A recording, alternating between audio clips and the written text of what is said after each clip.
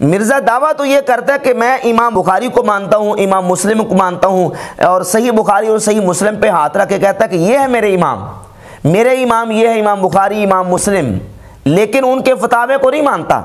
امام بخاری رحمۃ اللہ اور امام مسلم رحمۃ اللہ کا جو موقف روافض کے حوالے سے ہے وہ کتابوں میں لکھا ہوا ہے، جبکہ یہ روافض کے حوالے سے ان کے پیچھے نمازیں پڑھنے کا قائل ہے، ان کے ساتھ ہمدردیاں جتلاتا ہے۔ یہ ہے کتاب امام بخاری رحمۃ اللہ کی خلق و افعال العباد۔ اس کے صفحہ نمبر 11 رقم نمبر 40 پر یہ مطبوعہ دارالکتب علمیہ البیروت وہاں سے شائع ہوئی ہے 2003 میں، امام بخاری رحمۃ اللہ کا فتویٰ۔ اب یہ دیکھنا ہے کہ مرزا اس فتوے کو کیا کہتا ہے۔ امام احمد رضا بریلوی رحمۃ اللہ کے فتاوے کو تو کہتا ہے کہ طوفانی فتوے، ذرا یہ فتویٰ دیکھو، اس کو کیا نام دو گے۔ امام بخاری فرماتے ہیں قال ابو عبد اللہ ما ابالی صلیت خلف الجہمی الرافضی ام صلیت خلف الیہود والنصارى، فرماتے ہیں مجھے کوئی پرواہ نہیں ہے کہ میں کسی جہمی رافضی کے پیچھے نماز پڑھوں یا کسی یہودی اور عیسائی کے پیچھے نماز پڑھوں، یعنی یہودی اور عیسائی اور جہمی رافضی کے پیچھے نماز پڑھنا میرے نزدیک برابر ہے۔ ولا یسلم علیہم، اور ان رافضیوں کو سلام نہ کیے جائے، یہ امام بخاری کا فتویٰ ہے۔ ولا یعادون، اور اگر یہ بیمار ہو جائے تو ان کی عیادت نہ کی جائے۔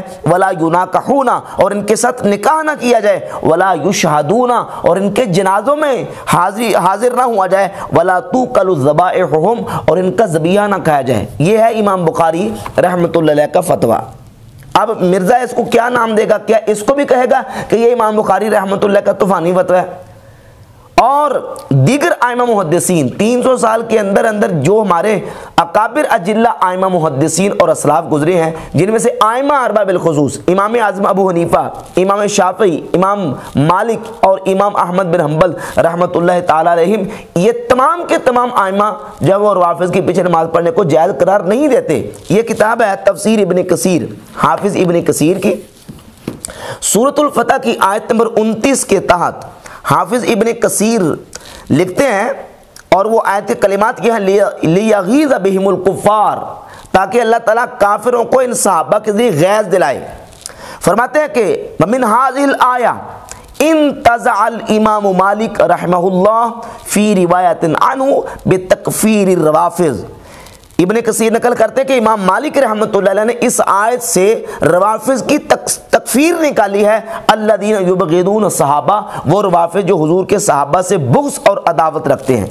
قال، کہتے ہیں لأنہم یغیظونہم ومن غاض الصحابہ فهو کافر لهذه الآیہ، کیونکہ روافض صحابہ سے غیظ اور دشمنی رکھتے ہیں، اور جو حضور کے صحابہ کرام رضی اللہ تعالیٰ عنہ سے غیظ اور دشمنی رکھتا ہے فهو کافر لهذه الآیہ، وہ اس آیت کی روشنی میں کافر ہے۔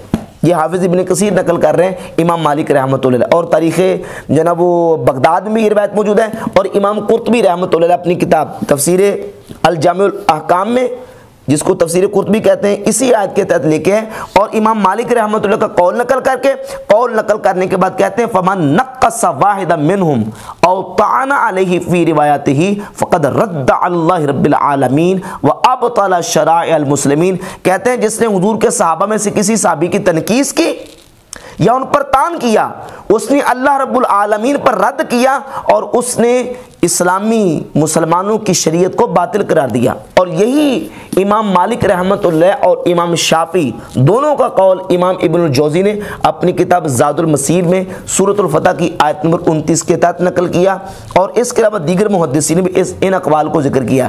اور امام حافظ ابو بکر خلال المتوفی 311 ہجری اپنی کتاب السنہ لابن خلال، اس کی جلد نمبر 1 صفحہ نمبر 493 پر رقم نمبر 779 لے کے ہے کہ حضرت امام مالک رحمۃ اللہ علیہ فرماتے الذی یشتم اصحاب النبی صلی اللہ علیہ وسلم لیس لهم سهم او قال نصیب فی الاسلام۔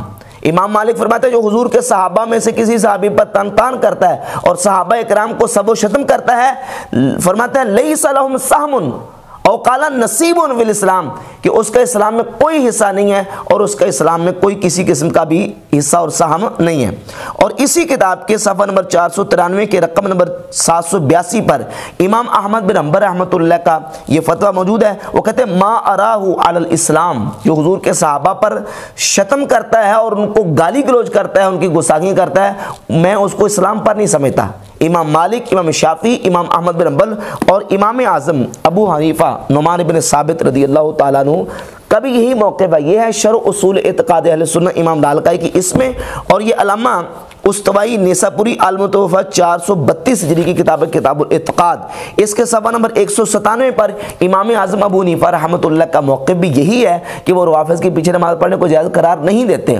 تو چاروں امام بھی اور امام بخاری رحمۃ اللہ جن کے بارے میں کہتا ہے کہ میں امام بخاری کو مانتا ہوں، امام مسلم کو مانتا ہوں، امام بخاری کا فتویٰ میں نے خلق و افعال العباد سے پڑھ کے سنا دیا۔